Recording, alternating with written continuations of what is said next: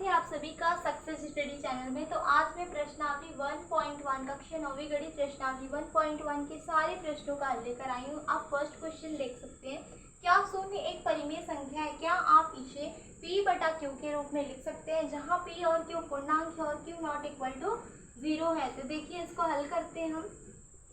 यहाँ पे क्या है, हम लिखेंगे हाँ शून्य एक परिमेय संख्या है। शून्य एक परिमेय संख्या है। शून्य एक परिमेय संख्या है।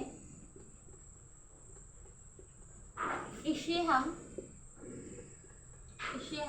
p बटा q के रूप में लिख सकते हैं।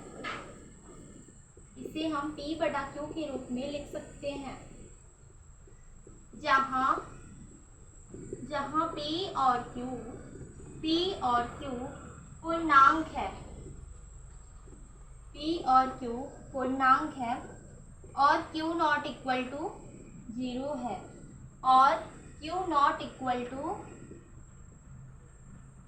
0 है। जैसे भी देखिए परिमेय संख्या क्या होता है, ऐसी संख्या जिसे हम p बटा q के रूप में लिख सकते हैं और जहाँ p और q पूर्णांक होता है और q नॉट इक्वल टू 0 होता है, उसे ही तो कहते हैं परिमेय संख्या।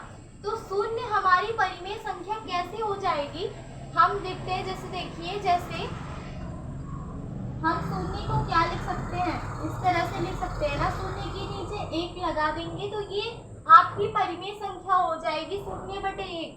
तो ये क्या हो जाएगा p और ये क्या हो जाएगा q। आप देख सकते हैं, इसको हम p बटा q के रूप में भी लिख सकते हैं, जहां आपका p और q पूर्णांक p और q की वैल्यू 0 के इक्वल नहीं है। तो आशा करते हैं कि पहला क्वेश्चन आपको समझ में आएगा। दूसरा क्वेश्चन देखिए, दूसरा क्वेश्चन आप देख सकते हैं।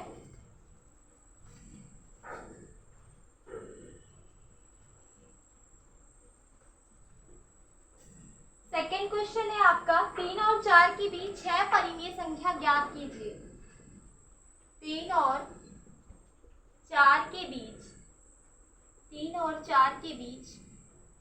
6 परिमेय संख्या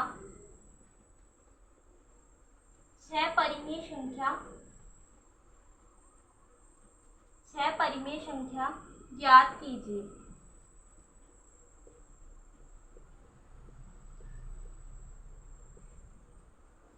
इसको हल करना है। सेकेंड क्वेश्चन है आपका 1.1 का दूसरा क्वेश्चन है, 3 और 4 के बीच 6 परिमेय संख्या ज्ञात करना है।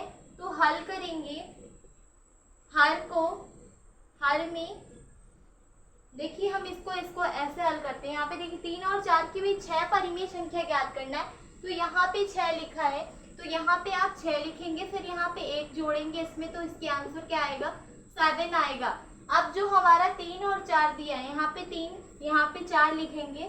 3 और 4 में ऊपर नीचे दोनों जगह अंश और हर दोनों से 7 से गुणा करेंगे। देखिए यहाँ पे 3 है, यहाँ पे कुछ नहीं है, तो यहाँ पे 1 लगाएंगे, फिर यहाँ पे 7 लिखेंगे और इसी तरह से यहाँ पे गुणा करेंगे। 7 से यहाँ पे कुछ नहीं है, तो 1 लगाकर 7 से गुणा करेंगे।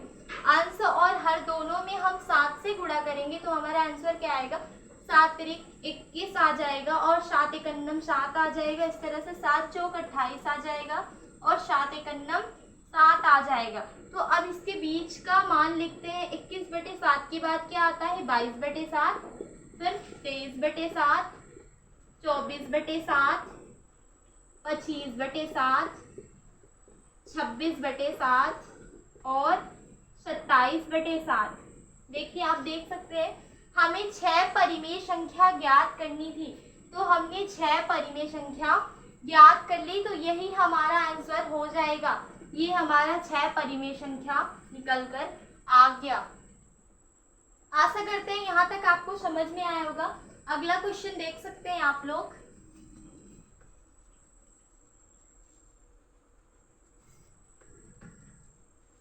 अगला क्वेश्चन क्या है, 3/5 और 4/5 के बीच। तीसरा है 3/5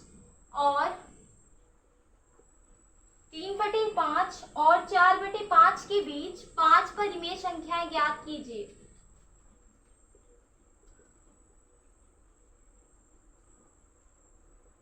5 परिमेय संख्याएं 5 परिमेय संख्याएं याद कीजिए।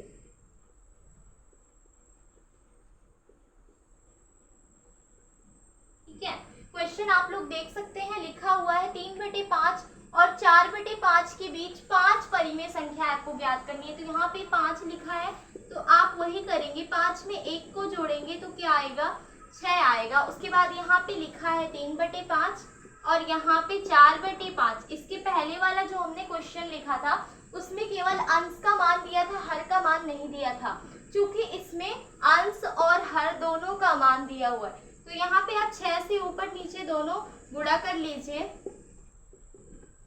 गुणा करने के बाद आएगा 6 तिरिक 18, 6 पचे 30, 6 चौक 24, 6 पचे 30। अब इनके बीच का मान लिखिए, 19/30, 20/30, 21/30, 22/30, 23/30। देखिए 5 परिमेय संख्याएं आपकी निकल कर आ गई। 3/5 और 4/5 के बीच आपकी 5 परिमेय संख्याएं निकल कर आ गई। आशा करते हैं यहाँ तक आपको समझ में आया होगा। अगला क्वेश्चन देखिए,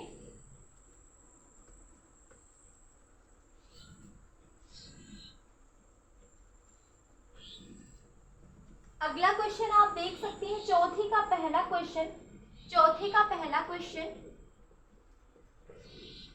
पहला क्या है, नीचे दिए गए कथन सत्य है या असत्य, कारण के साथ अपने उत्तर दीजिए। पहला क्वेश्चन है, प्रत्येक प्राकृतिक संख्या एक पूर्ण संख्या होती है। प्रत्येक प्राकृतिक संख्या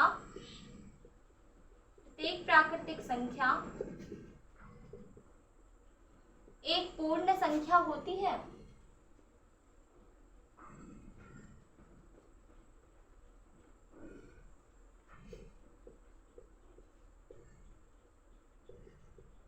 हमें इसका उत्तर कारण के साथ देना है, सत्य या असत्य बताना है। लिखा है प्रत्येक प्राकृतिक संख्या एक पूर्ण संख्या होती है। देखिए प्राकृतिक संख्या क्या होता है, प्राकृतिक संख्या क्या होता है आपका, प्राकृतिक संख्या जो बच्चों होता है आपका वो 1 से स्टार्ट होता है। 1 2 3 यानी कि इस तरह से जाते रहता है, 1 से स्टार्ट होता है। और बात करते हैं पूर्ण संख्या की। पूर्ण संख्या क्या होता है, 1 से पहले 0 से स्टार्ट होता है, ये पूर्ण होता है। 0 से स्टार्ट होता है, इस तरह से जाते रहता है। तो आप देखिए क्या प्रत्येक प्राकृतिक संख्या एक पूर्ण संख्या होती है, तो हम लिखेंगे हाँ, सत्य लिखेंगे, सत्य।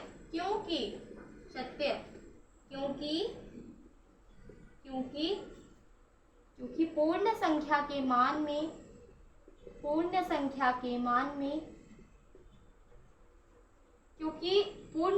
के मान में प्राकृतिक संख्या भी होती है।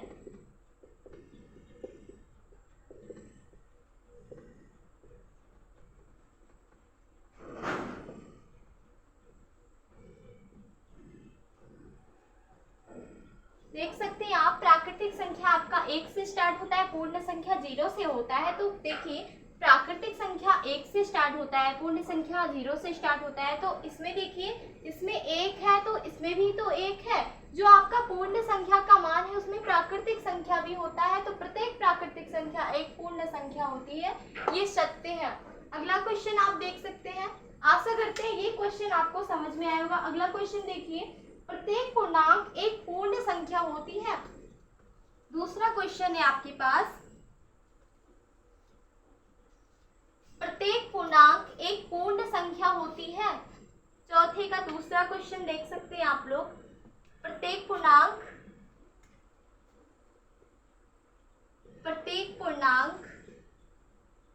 एक पूर्ण संख्या होती है।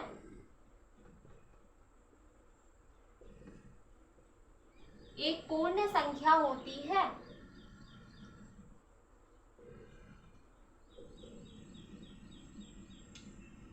ये आपका क्वेश्चन है बच्चों, प्रत्येक पूर्णांक एक पूर्ण संख्या होती है। अब देखिए पूर्णांक क्या होता है, पूर्णांक जो होता है वो आपका प्लस में भी होता है और माइनस में भी होता है।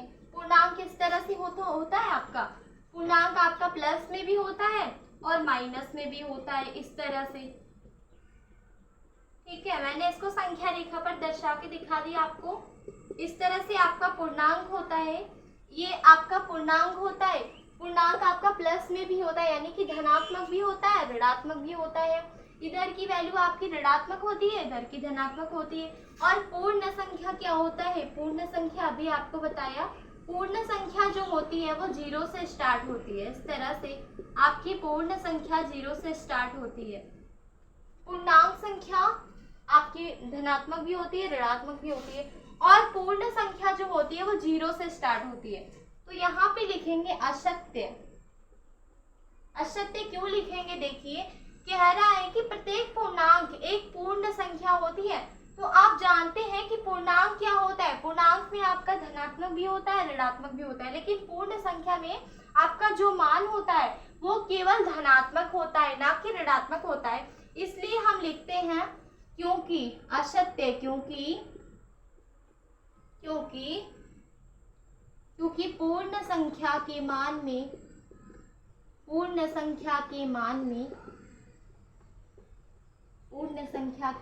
में धनात्मक ऋणात्मक संख्याएं नहीं होती हैं।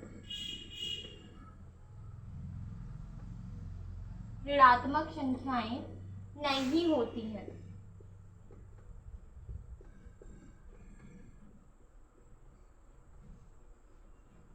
तो ये आपका फाइनल आंसर हो जाएगा अशक्य, क्योंकि पूर्ण संख्या के मान में ऋणात्मक संख्या नहीं होती है। अब नेक्स्ट क्वेश्चन आप देख सकते हैं, तीसरा क्वेश्चन है आपका। तीसरा क्वेश्चन है, प्रत्येक परिमेय संख्या एक पूर्ण संख्या होती है। लास्ट क्वेश्चन है ये आपका तीसरा। प्रत्येक परिमेय संख्या एक पूर्ण संख्या होती है। प्रत्येक परिमेय संख्या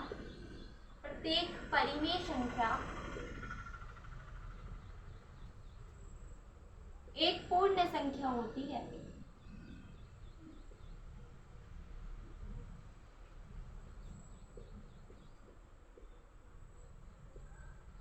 ये आपको निकालना है। देखिए, इसमें आपको सत्य है या असत्य बताना है कारण के साथ। तो परिमेय संख्या क्या होती है? परिमेय संख्या होती है बच्चों ऐसी संख्या जिसे आप p बटे q के रूप में लिख सकते हो, जहाँ p और q पूर्णांक होता है और q का मान 0 के बराबर नहीं होता है। परिमेय संख्या का उदाहरण देखते हैं, 2/3, 4/6, 5/7, ऐसी कोई भी उदाहरण आप परिमेय संख्या में ले सकते हैं। क्योंकि पूर्ण संख्या आपकी क्या होती है? 0 से स्टार्ट होती है। पूर्ण संख्या क्या होती है? 0 से स्टार्ट होती है, इस तरह से। तो देखिए, पूर्ण संख्या 0 से स्टार्ट होती है और परिमेय संख्या इस तरह से हम इसको p बटा q की फॉर्म में लिखते हैं ना। इसीलिए देखिए, क्या प्रत्येक परिमेय संख्या एक पूर्ण संख्या होती है? देखिए, जो परिमेय संख्या के मान में है, क्या वो पूर्ण संख्या के मान में है? नहीं है। तो यहाँ पे लिखेंगे अशक्य। क्योंकि परिमेय संख्या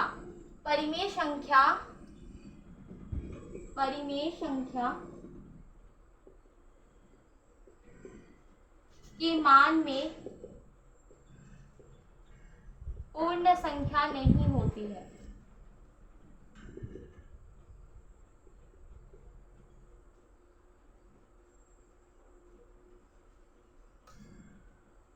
ये आपका फाइनल आंसर हो जाएगा।